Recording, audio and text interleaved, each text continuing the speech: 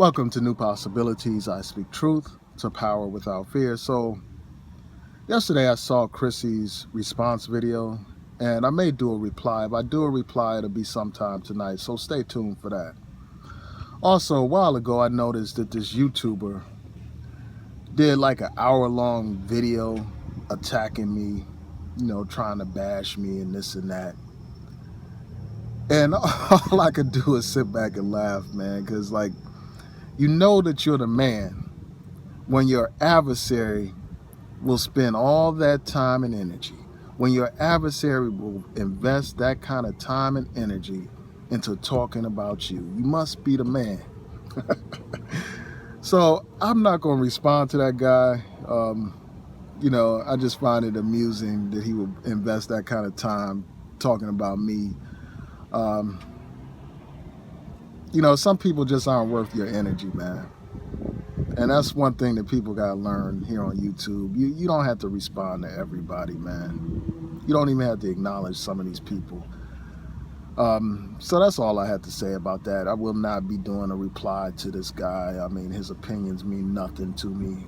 His audience means nothing to me. So I couldn't care less about his opinion.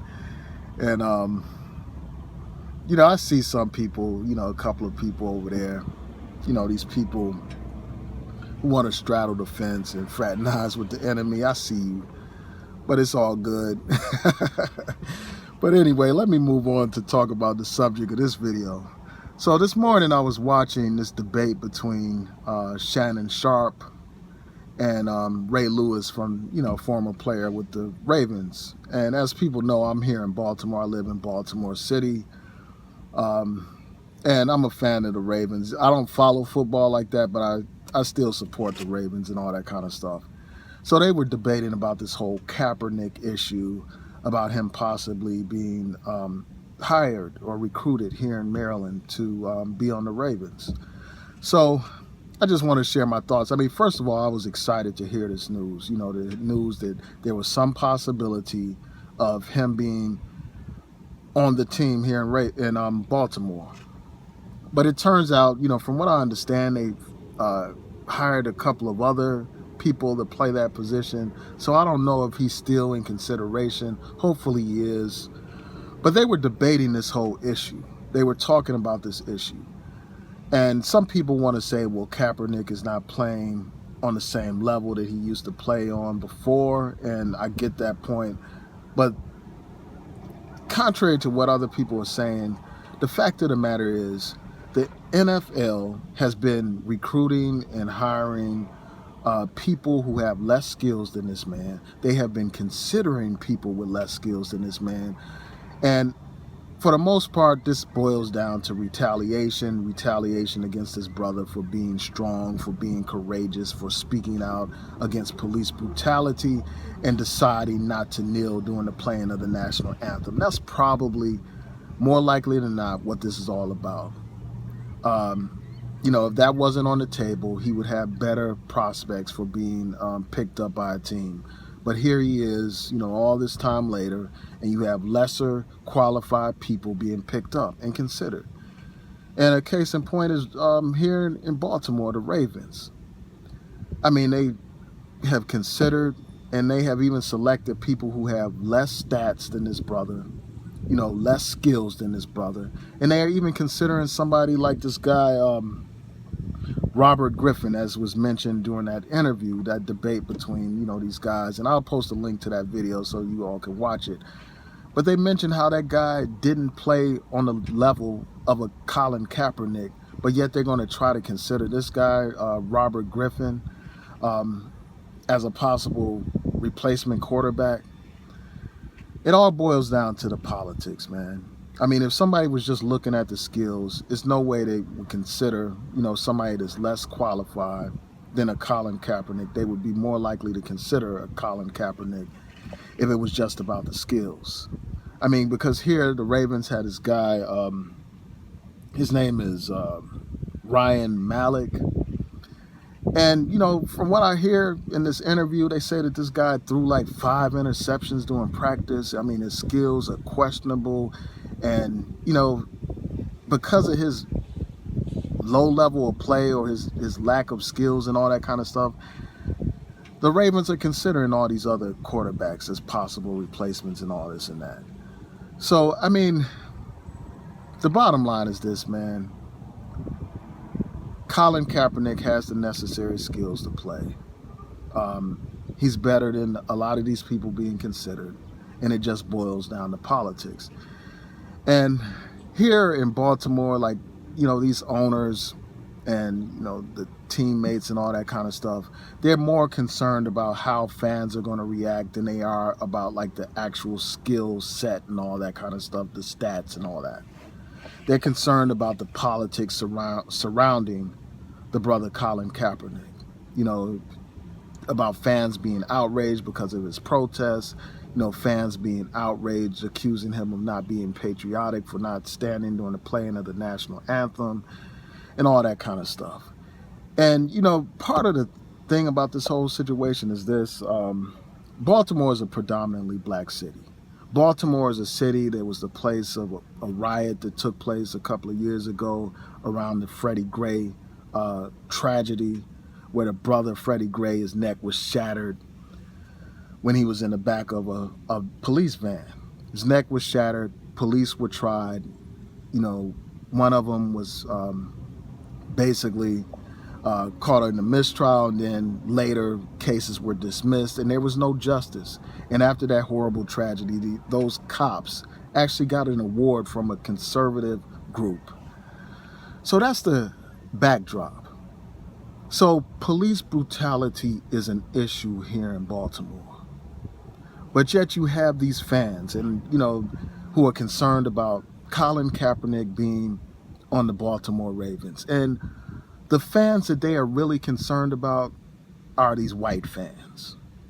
I mean, just like white lives matter and black lives don't, white opinions matter and black opinions don't. Because I'm sure that most of the people here in Baltimore would support Colin Kaepernick being on the team. I'm sure that most of the people in Baltimore, the black population here in Baltimore, would embrace him, especially given the issue of police brutality here in Baltimore, given that history and all that kind of stuff. We would support that brother. It's these white fans, for the most part, who don't support him. And the reason why, you know, their opinion probably carries more weight than black opinion when it comes to this issue of whether or not Colin Kaepernick will be on the team is because when you look in the stands at those games, you see white people. You know, they're the ones that had the money to buy all those tickets to see the Ravens and all that kind of stuff.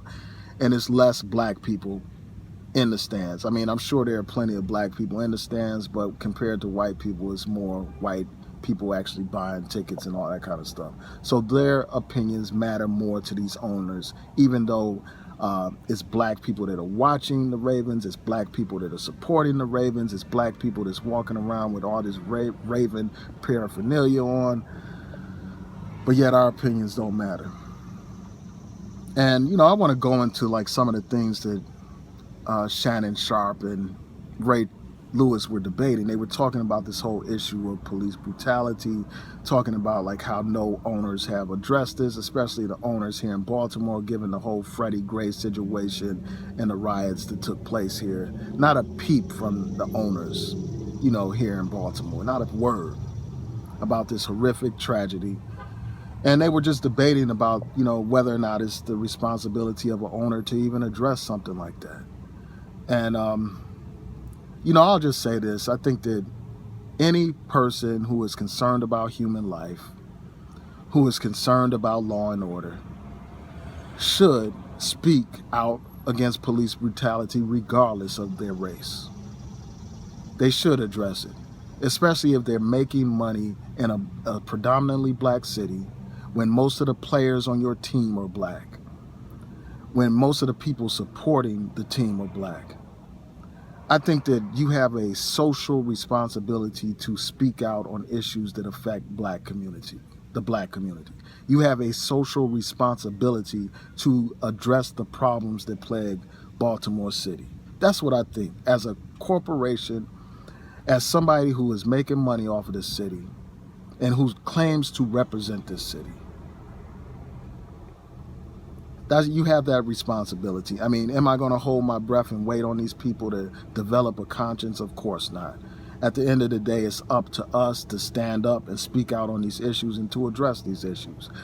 And the next thing that I want to address is this whole black on black violence versus police brutality issue. Like, anytime you have strong black people who address police brutality, you always have, these white conservatives or their bootlicking servants, their bootlicking, ass-kissing house Negroes bring up this question about black on black violence. I mean, it reminds me of that song that Tariq Nasheed developed on the Coon Train, where he's, where he has the people saying, what about black on black violence? I mean, that's what their talking point is. That is their go-to point whenever you bring up police brutality, when those are two completely different issues. And I plan to address, this problem of violence here in Baltimore. Over 200 people have been killed so far this year, and that's a horrible tragedy that has to be addressed. Hopefully I'll be able to get some local activists on here to do a live Google Hangout to talk about that issue, but that's a completely separate issue. As Shannon Sharpe pointed out, when you have a situation of black on black violence, when the killer is caught by the police, when the killer is arrested by the police, that killer is put on trial. When there's evidence of that killer committing the crime, that killer goes to jail. That killer is sentenced. But when it comes to these police that kill black people, they can kill black people and nothing happens. They can kill black people and there will be no charges pressed. They can kill black people, and in the rare situations where charges are actually brought, those police walk. And the prosecutors who have the courage to bring those cases are prosecuted and persecuted themselves. They are crucified, like our dear sister, Marilyn Mosby, here in Baltimore, crucified. People trying to take her bar license. People are suing her for defamation and all kinds of things, crucifying that brave, courageous sister for having the heart, for having more courage and more balls than a lot of men do. By speaking out and, taking bold action, by bringing the charges against those officers. So it's a completely different situation, man. They're completely different issues, different problems. You expect the police to protect people, not to brutalize people and harass people. That's the expectation.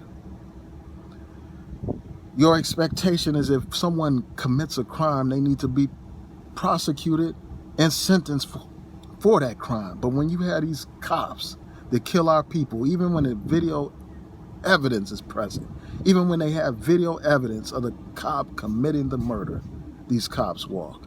So there is no comparison between this so-called black on black violence issue and this police brutality issue. So those are my thoughts. Tell me what y'all think. Please rate, comment, and subscribe. Peace.